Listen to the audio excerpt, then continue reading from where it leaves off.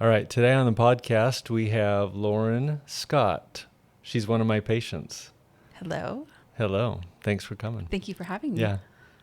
I'm Doug Maready. I'm an obesity specialist, and Lauren's one of my patients. She was gracious enough to tell her story, so we're excited to hear that. Mostly want to hear what her experience is with her weight loss journey, and I want to talk about how obesity is a treatable disease. So we're going to be focusing on what that looks like and what it feels like to go through this journey. Thank you so much for having me. Yeah.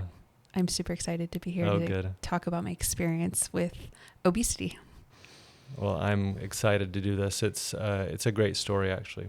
Thank you. So I have some notes about her medical history. But first, I guess, tell us a little bit about you so we know who you are. Well, my name is Lauren. I have been diagnosed as clinically obese probably at the age of 10, and I never really took any action to treat my obesity until I was close to 33 years old. And I have a daughter, she's 6 years old, and a husband, and I am a nutrition coach as well. And I help a lot of people around the nation with their own weight loss journeys as well. Cool. That plays into your medical history. Yes. Because as we talked about your medical treatment over the past 4 years with us, actually, that you've been following a pretty strict diet. Yes, a very strict diet. In fact, before I came to you, I think I was in a position where I was in stuck mode. I could not lose weight. I had already lost 85 pounds and the weight was starting to teeter back. And no matter what I did, no matter how many hours I put into my workouts, the weight was just climbing up and up and up. And I felt like my hands were up in the air and I needed to take more action. And that's when I sought your advice and came here to your office and said to you, I'm having a really hard time doing this on my own. And like I said, we'll touch more on this, but I was too embarrassed to tell you that I was even in the nutrition field and helping people lose weight while I was packing on weight. And it's been quite the experience since I've been here, and a very eye-opening one as well. Yeah, cool. You were also exercising. Yes. Doing 3 to 4 days a week of cardio, doing resistance training as well. Yes. I mean, doing everything in the book from, working out in the morning, doing the cardio sessions. And this was even before I came to you and, throughout my whole entire journey as I've grown, in my 20s, my 30s, and now I'm in my 40s. And it has always been going to work, working out during my lunch breaks, running 3 miles in my lunch breaks, and then going to the gym and weight training to maintain a physique that I just could not maintain. And we're talking for maybe 2 to 4 hours a day at the gym. And that's, like I said, including my lunch breaks, either waking up at 5 a.m., running 5 miles, and still having this expectation that I needed to drop the weight or maintain a 185. And I know this clear as crystal because I would weigh myself and I would stay at 185 for a good 5 to 6 years. And I could not lose. I could not gain. I just maintained. And I think at that position with being an obese woman and not realizing that back then, but also accepting that I had to work very hard, a lot harder than the average person who could drop weight just like that in a snap of a finger. So yes, there was a lot of exercise involved, a lot of eating and controlled diet on my end to try to lose the weight, and it just would not come off.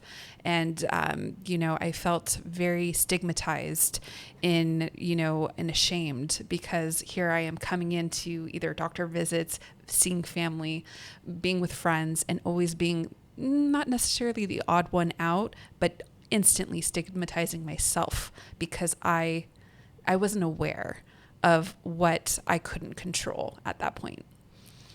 Yeah, we're gonna hit on this a lot. Mm-hmm. It's a central piece.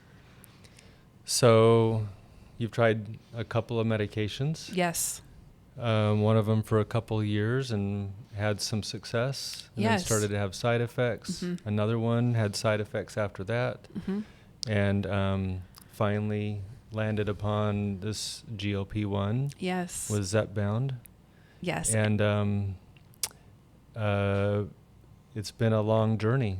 Yes, it has. And in my journey and, going through the prescriptions and using these as tools, it wasn't until I watched a documentary, and this was an Oprah documentary that was put on TV, and I cried. I cried through the whole entire segment because for the first time, I felt seen. I felt heard, and I felt like this was, for the first time, not my fault, because obesity is not addressed. We are not speaking on obesity enough to make this an understanding and a realization that it's not my fault. And 46% or 41% of America is also on this, this boat of not having this realization or this aha moment, saying my hands are up in the air. I actually have a disease, and all this hard work that I've been putting into my body is working against me, not for me.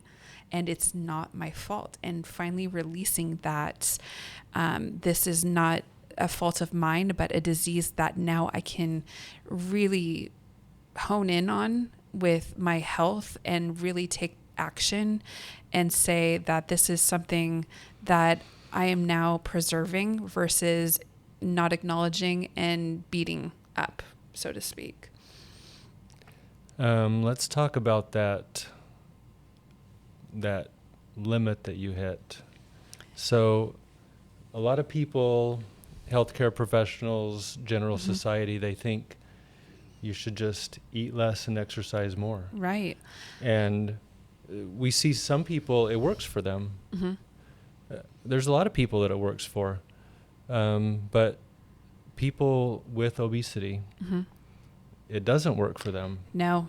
And like I said, I think circling in on the fact that no matter how hard I've tried in my journey to lose weight, it has always been a constant struggle. And body image, what media puts out there, what you're supposed to look like, how you're supposed to look like as a mom, and after you have a baby, how to lose the weight after the baby. And still, no matter what I did, nothing was working. And, I think it's a very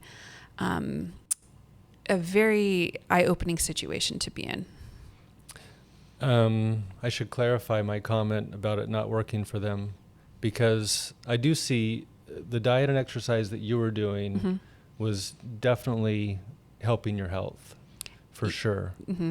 And it was definitely keeping your weight lower than it would have been otherwise. Correct. But you hit this plateau that you Mm-hmm. couldn't get past. And it was super frustrating because as a nutrition coach and helping people with their own weight loss journeys, I was on the sidelines also working super hard to maintain just what I couldn't lose. And at that point in my journey, I was already hitting a 220, and I stayed at a 220 for a long time. Mm-hmm. And I could not get out of that. But here I am helping other individuals lose up to 8 pounds a month, or, something even minimal and, imperfect is a 1 to 2 pound weight loss a week. And I struggled with that big time. And once again, that goes to show that clearly I have a disease, and it's not being represented as a disease, but as a stigma. Well, and when you had your baby, Mm-hmm. you had gestational diabetes. Yes. And pregnancy-induced, pregnancy-induced hypertension, Yes. high blood pressure, which is totally uncontrollable. Mm-hmm. Of course, you can modify your diet and get some exercise during Mm-hmm. pregnancy and help things, but there's only so much you can do, Mm-hmm. and those diseases come on to people who are predisposed. Correct. And even before I was trying to get pregnant, it was very difficult to get pregnant with my child because I Yeah. was obese, and because I had this I was already in this battle with myself where, doctors would tell me, well, in order to, conceive, you might consider weight loss and you might want to consider losing 10 to 15 pounds. And here I was again in this vicious rabbit hole circle of, trying to hit the numbers, trying to work out every single day, 4 to 5 times a week, eating the spinach, doing everything, doing the vitamins, and still not working for me. And I remember, going into my pregnancy very worried about my pregnancy because I was already overweight. And they made it very clear to me that during my pregnancy, I could not gain more than 15 to 20 pounds. And that was pure baby weight. And I did work with a nutritionist, and I worked with a full team of doctors at my hospital. And I had a blood transfusion when I had her. I mean, I was not in the best of health. And looking back, and once again, I think the stigmatism of trying to lose the weight, and I'm not acknowledging that this is an obesity disease, but me just not being able to lose the weight. If I known what I know now, then I think maybe I could have changed things for the direction where I've had my baby. But it was not an easy pregnancy, and I don't recommend if you're in a position where you are in an obese situation, definitely try to get yourself in better health and, talk to your doctors about being obese, not because you can't lose 50 pounds before a pregnancy. Let's really talk about what the root cause is. And I believe that is obesity. And while it was carried lightly during my pregnancy, it also created a lot of problems for my pregnancy. And immediately after I had my daughter, that's when the light bulb went on, and I said, I really need to take care of my health because now I have a daughter to raise. So they were talking to you about weight loss Mm-hmm. before your pregnancy and during your pregnancy even. Mm-hmm. Did you hear much of people providing hope of how to treat the obesity? At the time, no. I'll be honest. It was more like, here, you need to lose the weight. We have the coaches, we have the guidance. You take it as you will. And it has always been like that until, like I said, I was proactive enough to say, this is more of a problem. And we spoke of insulin resistance. We've spoken about all the other underlying medical situations that I'm in, and me never acknowledging that, or even doctors before you acknowledging that, just saying I simply needed to keep continuing to try to lose the weight. But how do you say that to somebody who is clinically obese and cannot lose the weight? It's nearly impossible unless you use tools. Yeah. I just want people to know that there's treatment options. Yes. That it is treatable. Mm-hmm. And, you've tried your whole life Mm-hmm. to keep your weight down since age 10. Yeah. And amazing diet, amazing exercise, Mm-hmm. knowing what you know. Mm-hmm. And still you were feeling like you were a failure. Absolutely. Like I have been, when I came into the office, I was at my wit's end. I said, there is nothing else on my plate that I can offer you to lose this weight. And I was in such a rut that I finally gave in, and I was not agreeable in the very beginning when we talked about doing a GLP-1. And I said I was too stubborn and I did not want to do it. It took me about 4 years to actually jump on that train, because when I first came in this office, this was an option for me. We talked about doing this before it became a big, huge thing. This was during the pandemic, and also, who was doing injectable drugs then. It was not popular. It was not a big thing. But even then I still was too stubborn, because I thought in my head, I can absolutely do this. I'm a health coach. I help people do this on a daily basis. I can lose the 15, 20 pounds. No big deal. And it was a definite eye opener for me when I finally said, enough's enough. I've had it. I can't do this. And maybe a GLP-1 is the next route for me, because I cannot do this physically on my own. And I wish a lot of people would understand the stigmatism for obese women. And a lot of us aren't even saying that out loud. We're not saying, hi, I'm Lauren. Nice to meet you. I'm an obese woman. I'm clinically obese. You don't hear people saying that. However, we internally know that there's a problem, but we don't know what to call this problem yet. I better comment on that because we have a strong philosophy of changing the language from I am obese to I have obesity. And that sounds so much better too. And I don't know, my patients don't really like hearing it either, actually. But it changes the mindset from who you are to what you have. Exactly. And I think breaking it down and saying, I'm not going to let the disease take me over, and I'm taking over the disease at this point. I'm being proactive about being obese. For me personally, I'm in an era of my life where I am proud and loud and saying, yes, I am clinically obese, and this is something I will struggle with for the rest of my life unless I have tools and unless I have guidance.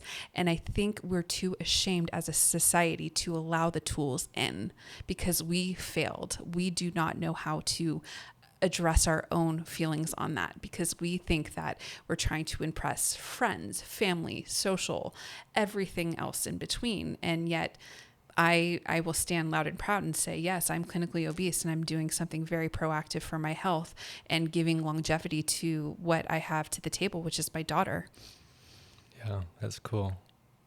I just want to clarify for anybody listening who wonders about other anti-obesity medication. There's other options, and we tried two in you before we moved on to the GLP-1. Right. And those are definitely options. You don't have to try those first, but they are other options, and we've been using quite a few of them for years. So definitely something else to consider besides the GLP-1. Totally. And, honestly, when I was introduced to medically induced drugs for weight loss, I think for me, it was, once again, I was still in that threshold of being terrified that my following or my audience or my business would fail because I was on these, drugs to help induce my weight loss.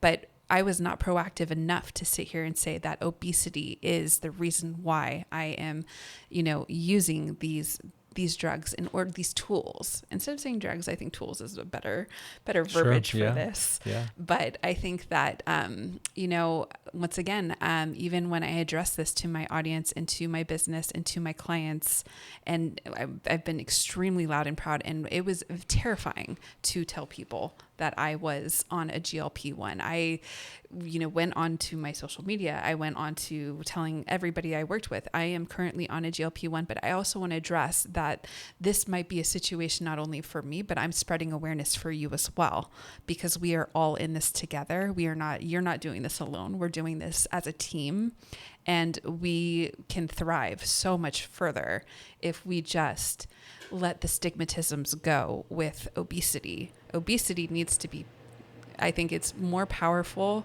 than I think it's a more terrifying word than GLP-1, but it's also super, super powerful to be put out in the world now. Yeah.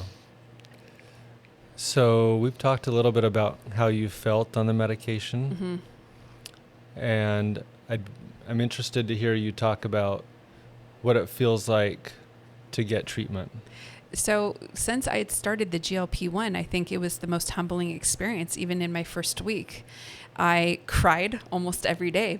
Honest to God, I sat there and I said to myself, if I feel this good, I've been missing out on literally, we'll take out the first 10 years because we don't know any better, but at least 30 years of my life has been stolen from my own headspace.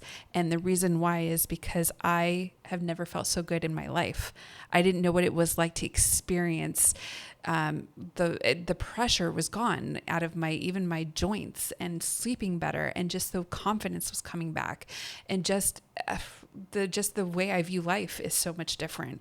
There's a clarity that comes with taking a GLP-1, and it's been life-changing for me, and even for my household, and for the people that I'm surrounded by. They had even made comments, families and friends. They're like, "Wow, Lauren, you've calmed down quite a bit," And I said, "Yeah, I have," and it's because I'm genuinely in this experience. It's euphoric when you start feeling good, and your body's in this finesse. And I never have had that experience before in my life. And it was the most humbling experience to be on a GLP-1 when I had sat there for years denying it, thinking it was not something that would be beneficial to myself or even my own clients. And now sitting here saying I'm loud and proud. And I fought very hard to, be in a position that I'm in right now. So I want to clarify that too, because lots of patients feel something like that, but that's pretty dramatic. I mean, some people feel less than you do, and some people even feel a little bit more effect. But I've heard it before, like people saying, "Wow, is this what normal feels like?" Yes. And like I said, with any type of tool you use, using weight loss drugs, there's always going to be the side effects. And most of my side effects have been amazing, but let's be real too. When you dose up, you're going to have side effects. Those are normal things. Your body's adjusting, and that took me a minute to adjust. And I had sat even in my own audience saying, "Oh man, I'm feeling this, I'm feeling that." But it's also because I'm not navigating my body in my own system. And I think that's where I'm really in love and awe of GLP-1, because I'm listening to my body now. I can now navigate and say, if I'm eating something, my body is slowly digesting. And I never knew that was a situation. Whereas somebody who is obese, we're just trucking along, we're eating, we're not even thinking twice about this, because we haven't really touched about food noise, but that is a situation with obesity. And when I've had this fog of no food noise, and I was suddenly listening to my body saying, okay, well, that what I used to eat is now, a different view. I have different views on food, because once again, I'm now listening to my digestive tract. I'm listening to what is important, how I'm feeling. I know when, I stop eating, I know the next day I'm going to feel amazing if I stop at a time, because my body's telling me. I'm finally listening to my vehicle and not driving it without any precautions. Yeah, it's a really cool experience. So I think it's cool now that you've owned it. Yes. That you're loud and proud, as you say. Yes. And I don't think everybody has to be, but you are on social media, so you're showing the effects of when you bump your dose up, how it makes you feel. Some people don't feel anything. Yes, I've heard that too. I've experienced that with some patients. Some people feel good and don't have any side effects, which is cool too. And then others actually have side effects, either mild or worse, and we decide to stop the medicine. Right. I mean, it's not right for everybody. So everybody's experience is different, but totally.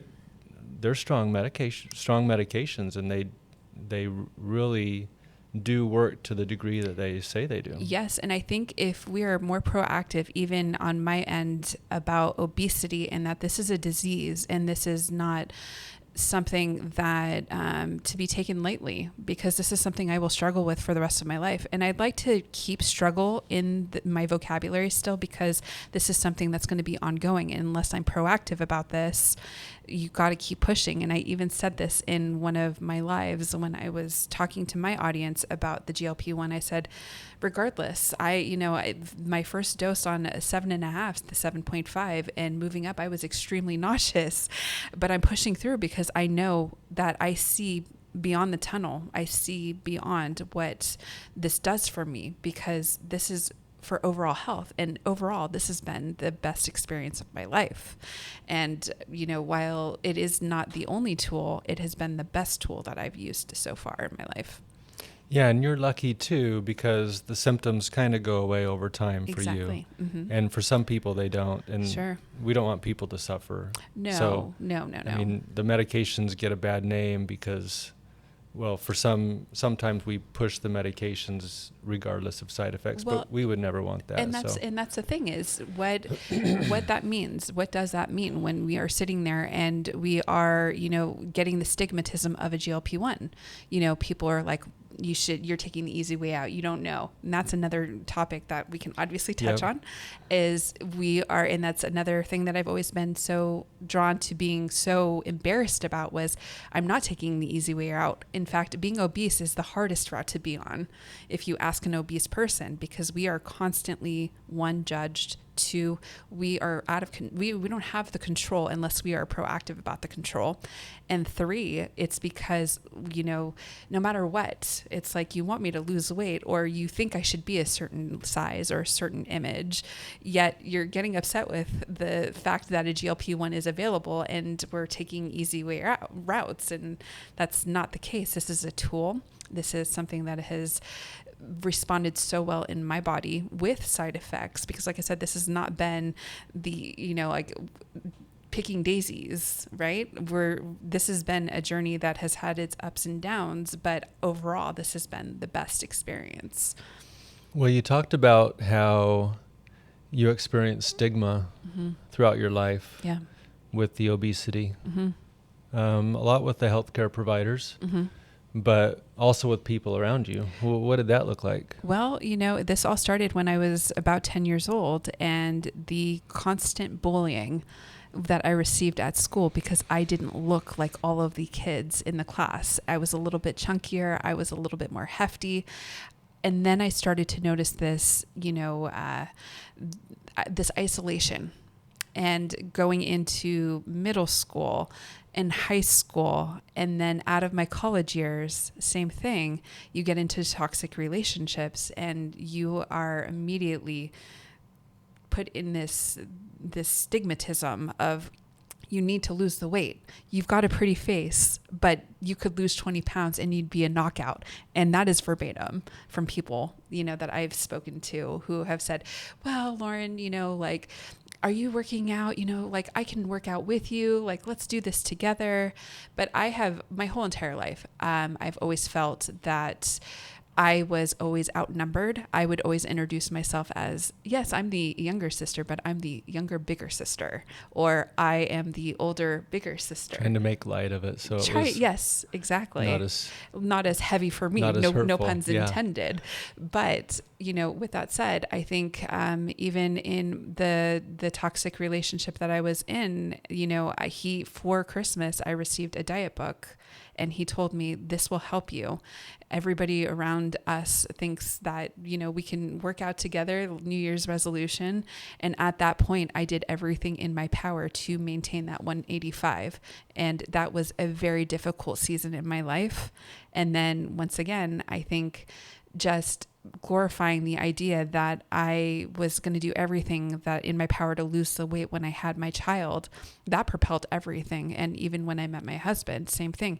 He did not judge me once. He has met me at my worst and has seen me at my best. He has seen me in every level of my life. And this has also been a journey for him because he's supporting it. So it was, like I said, it's been a heavy load for somebody who didn't understand what that meant, and who tried every day for years, would go to work out during her lunch breaks, go to the gym, lift weights, wake up at 5 a.m., run 2 miles, and still try to maintain this physique that was so-called socially acceptable by people. And that was very heart-wrenching because as I came into this office, even not knowing everything that I've been doing. I didn't know I was obese, clinically obese. We were not talking about that my whole entire life. It was just, Lauren, you need to lose 20 pounds. Lauren, nobody specifically saying it to my face, but initiating like, hey, and I always felt uncomfortable. I was always the, odd one out. Shopping for clothes, same thing. And I know there's a lot of people who are listening right now who have been in my shoes, where it has not been easy when you're trying to fit into the trends, and your body type does not fit into those things. And you go out with your friend groups, and you're always the big girl in your friend group. And as soon as, you take action, that's when things change, of course. You know what I mean? So yes, a lot of stigmatism going in with obesity, and trying so hard to, how do I put this? It's trying so hard to fit the shell when I was not, because I didn't know any better, because obesity was not addressed the way I felt like the light bulb would hit for me personally. But like I said, a lot of people are sitting here doing the same thing I'm doing, working out for hours. Why do people go to the gym? Because they want to lose weight. Why are they still stuck at the same weight? You see the same people you go to the gym with for years, and they're still maintaining the same weight. How come? And it's because we cannot do it on our own. Will we admit that we are obese? Maybe, maybe not. But me and now, obviously, I'm advocating for it. Yeah. Everybody's so different, but there's so many people out there who have done and are doing exactly what you did, and they're stuck too. So I'm not trying just to change the mindset, but when you understand obesity as a disease, and you know that there's treatment options, that does change the mindset. Totally. And making that understandable to the average person, because we're sitting in rabbit holes every day, trying our hardest to lose weight, trying not to, and like I said, I will use this thought process. And I've seen this with people where they're, embarrassed to even just go out to eat, because they are being justified as, well, you're obese, you're fat. Why? You're not able to lose the weight, but here you are, you're eating whatever you want. It's like, not necessarily. And, I think the obesity world needs to be opened up a lot more and addressed with, hey, this is a condition we have. It's a disease. It's okay. You're human too. And I feel like that's where it's so misled, that you're giving us all the proponents, like the components of what to do, how to do it. But are you addressing like, hey, are we having a little bit more compassion for those people who are obese, and understanding that they're human too? And I promise you, we're not just out here trying to have the glass of wine, buy the Doritos on purpose. This is a psychological disease involvement too. This is not just a physical thing where my body is not adapting to what I'm putting in it, which most people don't understand either. So there's a lot of things that are missing in society that need a glow up, really, to understand, like, we're all human, and that's, obesity is a root cause, and not just because we're lazy. That's so strong. So you see that mindset with anybody that you interact with. You can see that mindset with healthcare providers. I mean, there's a lot of us that don't treat it as a disease and don't respect it for what it can be. And we want everybody to be as healthy as they can. Sure. Eat a good diet. Get regular exercise. And if that is not enough, we should be offering treatment options. Exactly. And I think there's a lot of, they make it so easy, but yet so hard for us to have that access. And we are talking more in the realms of what we actually qualify for in the healthcare system when we're trying to reach these tools. Oh, so now you're talking stigma.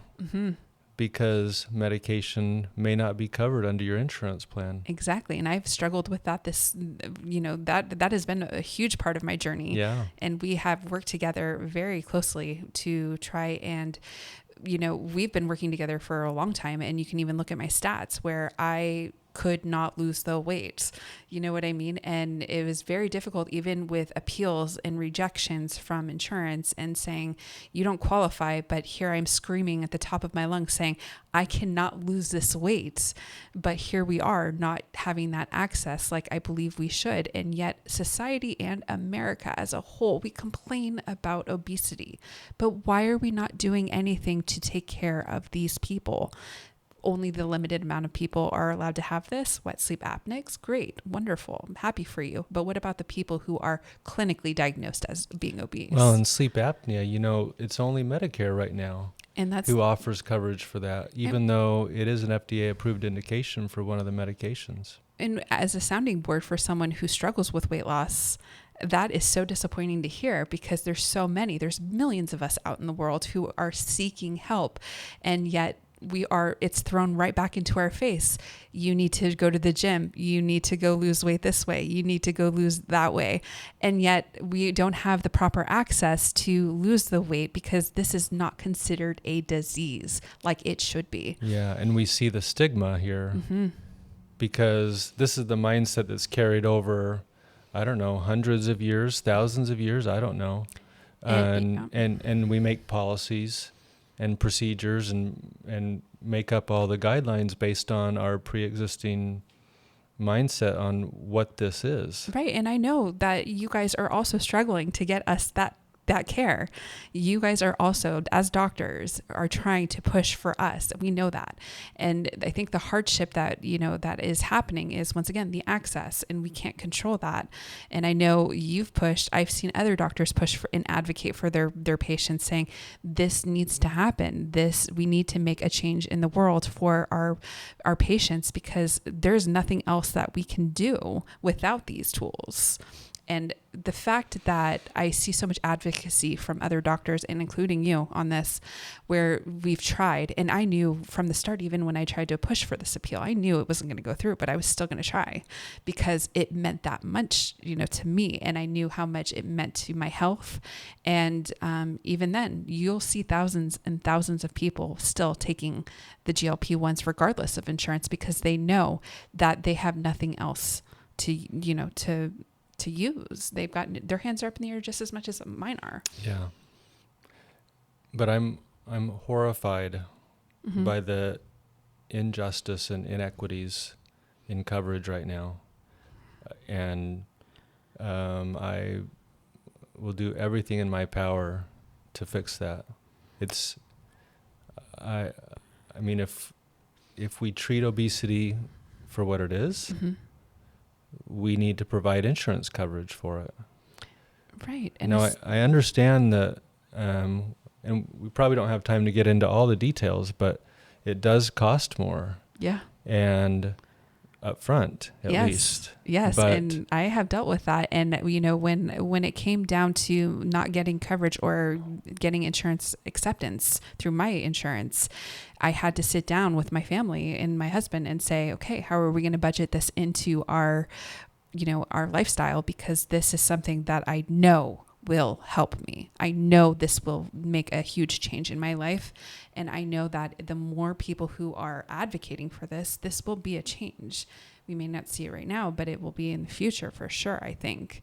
And it's just a matter of how much we push. And I agree with you. I am absolutely horrified that there's millions of us who are sitting in the obese threshold and not getting the care that we deserve as obese, clients or patients. And, you see people, doing everything that, like we can talk about compounds or non-compounds or the real drugs, whatever the case may be. And we're doing everything we can in our power to, to do what it takes. And sometimes, I could see the opposite end where, the frustration from the patient end saying, what's the deal? How come we can't get the coverage? Why can't we do this? And I know, because like I said, I come from that background where I understand insurance, and I knew even if I threw the curveballs, I knew what I was getting myself into, and I still was unsuccessful. And that just goes to show that America, whoever is in charge of insurance and insurance companies, they really need to, see that it's almost a contradiction. It's a contradiction here. It is a big contradiction that you want America to get healthy, but yet you won't give us the health care that we deserve. So I'm going to get to that in a future podcast. I'm all fired up about it. Oh yeah. No, So, I'm excited to talk about that too. Yeah. So what would you tell our listeners about any messages you want them to know about obesity, I guess, in general? You are not alone. You are absolutely not alone. And you are heard, you are seen, you are felt. And if you are listening to this and you have struggled with weight loss your whole entire life, you have support. And don't feel ashamed to go get the support you deserve by your practitioners, by your doctors, and doing it for advocacy for yourself, and never feeling ashamed that this is a disease. And whether you know that now or later, or you're hearing it through just getting an eye opener from this conversation now, that you can be proactive about your health. And, weight loss drugs are not to be ashamed of, but they are tools, they are access. And obesity is something you cannot just, undo without any type of guidance and help and reassurance through either taking the tools and taking the proper steps. So that's my thought with anyone who's in my boat. You're absolutely seen. You are loved. And even if you don't feel that way, I know that there's a lot of people out there who are going to sit here and listen to this and say, I've tried so hard to lose this weight, and just know that there's nothing wrong with you. Your vehicle is just not running correctly on the type of oils that you're putting in there. And you just get the gas running and make that move, because you need those, we need those tools as clinically obese patients. That's very similar to what my message is, that obesity really is a treatable disease. Mm-hmm. And a lot of people don't know that. And a lot of people have been convinced over the years that it is just their fault. Exactly. And, we don't want to, just justify people not putting any effort in. Mm-hmm. But diet and exercise is often not enough. I think that's just as much of a tool as using a drug, like a weight loss drug. It is a tool. I think that when people talk about diet and exercise, those are tools. Can we please clarify, to anyone who's listening, these are just tools. This is not going to guarantee weight loss. Look at me as a prime example. Anyone who is in the obese section of life, these are tools. Those tools are not working. Use other tools. Be able to accept and embrace these new tools and say to yourself, it's okay. These are okay things to use, and it's treatable. And yes, these are things that are going to change your life for the better. Yeah.